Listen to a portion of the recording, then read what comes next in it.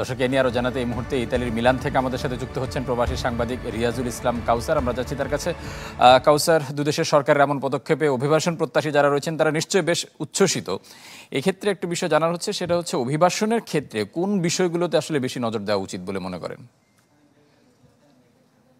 জি, আপনাকে অসংখ্য ধন্যবাদ। আসলে বাংলাদেশের এটা একটা মনে করি যে বাংলাদেশের প্রবাসীদের জন্য একটা বড় অর্জন, এবং বাংলাদেশি প্রবাসীরা যারা ইতালিতে বসবাস করছে, আপনারা জানেন যে প্রায় 3 লক্ষের মতো বাংলাদেশি প্রবাসীরা রয়েছে। তো তাদের উৎকণ্ঠা, আনন্দ এবং উল্লাসের সীমা নেই।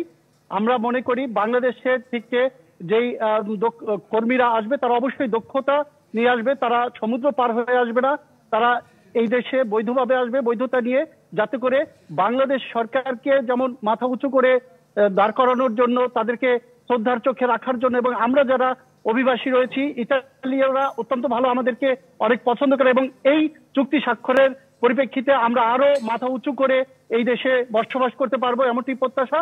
এবং আমাদের বাংলাদেশি প্রবাসীদের পক্ষ থেকে বাংলাদেশের প্রবাসী কল্যাণ ও বৈদেশিক কর্মসংস্থান মন্ত্রণালয় এবং বাংলাদেশ সরকার এবং ইতালি সরকারকে ধন্যবাদ এবং কৃতজ্ঞতা জানিয়েছেন বাংলাদেশ কমিউনিটির নেতৃবৃন্দ, বাংলাদেশি প্রবাসীরা।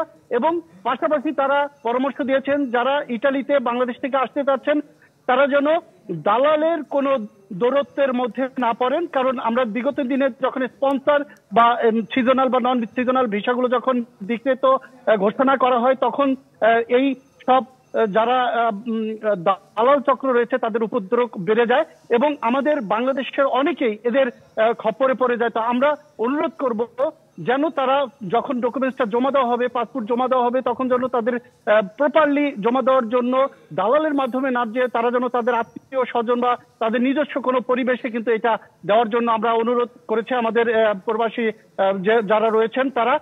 আরেকটা বিশেষভাবে বলেছেন যে যদি কেউ বাংলাদেশ থেকে আসতে চায় তারা যেন অবশ্যই ইতালীয় ভাষা দক্ষতা নিয়ে আসে, এবং পাশাপাশি বাংলাদেশের সংশ্লিষ্ট যেসব মন্ত্রণালয় সংস্থা রয়েছে যে বিভিন্ন কারিগরি দক্ষতা দেওয়া হয়, যেমন মোবাইল রিপেয়ারিং, কম্পিউটার, ড্রাইভিং এবং নরসুন্দর বা চুল কাটা কিংবা দর্জি, এই সমস্ত হাতের কাজগুলো যদি টেকনিক্যাল শিখে আসে তাহলে বাংলাদেশের প্রবাসীরা বাংলাদেশের থেকে ইতালিতে যেভাবে দক্ষতা নিয়ে আসবে এবং দক্ষ শ্রমিক হবে এবং বাংলাদেশের রেমিটেন্স প্রবাহে এবং বাংলাদেশের অর্থনীতিতে অবশ্যই ভূমিকা রাখবে এবং অর্থনৈতিক চাকা এগিয়ে নিয়ে যাবে, এমনটি প্রত্যাশা রাখছেন বাংলাদেশি প্রবাসীরা ইতালিতে যারা বসবাস করছেন।